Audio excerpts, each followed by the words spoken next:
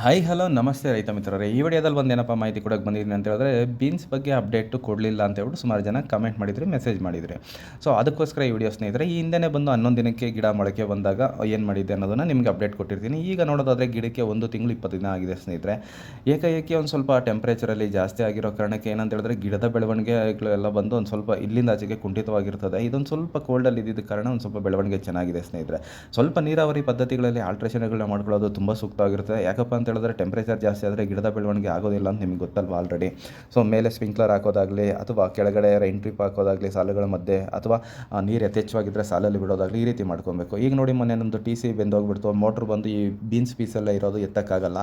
So ಈ ರೀತಿ ಸುರುಗತ್ಬಿಡ್ತು ಬಿಸಿಗೇನೆ. ಏನು ಮಾಡೋದು ಅಂತ ಹೇಳ್ಬಿಟ್ಟು ನಮ್ಮ ಮಾವನವ್ರ ತೋಟದ್ದು ಒಂದು ಸ್ವಲ್ಪ, ನಮ್ಮ ಚಿಕ್ಕಪ್ಪವ್ರ ತೋಟದ್ದು ಸ್ವಲ್ಪ ನೀರು ಬಿಟ್ಕೊಂಡು ಈ ಸಾಲುಗಳಲ್ಲಿ ಒಂದು 2ನೇ ಸರ್ತಿ ಈ ರೀತಿಯಲ್ಲಿ ನೀರು ಬಿಟ್ಟಿರ್ತೀನಿ ಸ್ನೇಹಿತರೆ. ಕೆಳಗಡೆಯಿಂದನೇ ಫ್ಲವರ್ ಸೆಟ್ಟಿಂಗ್ ಆಗಬೇಕು ಈ ಒಂದು ಸೆಮ್ನಿಸ್ ಮರ್ಲಿಡ ಇದರಲ್ಲಿ.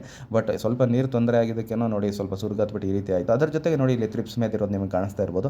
ಈ ಥ್ರಿಪ್ಸ್ ಕಾಟನು ತುಂಬಾ ಜಾಸ್ತಿ ಇರುತ್ತೆ ಬೇಸಿಗೆಯಲ್ಲಿ. ಇದ್ರ ಬಗ್ಗೆ ಎಲ್ಲ ಗಮನ ಕೊಟ್ಟು ನೀಟಾಗಿ ಬೆಳೆ ಮಾಡಿ ಅಂತ ಹೇಳ್ತಾ ಈ ವಿಡಿಯೋ ಇಲ್ಲಿ ಮುಗಿಸ್ತಾ ಇದ್ದೀನಿ. ಈ ವಿಡಿಯೋ ಏನಾದರೂ ನಿಮ್ಗೆ ಇಷ್ಟ ಆಗಿದೆ ದಯವಿಟ್ಟು ಪೇಜ್ನ ಫಾಲೋ ಮಾಡ್ಕೊಳ್ಳಿ. ವಿಡಿಯೋಸ್ನ ಆದಷ್ಟು ಲೈಕ್ ಮಾಡಿ, ಶೇರ್ ಮಾಡಿ. ಧನ್ಯವಾದಗಳು. ಶುಭ ದಿನ.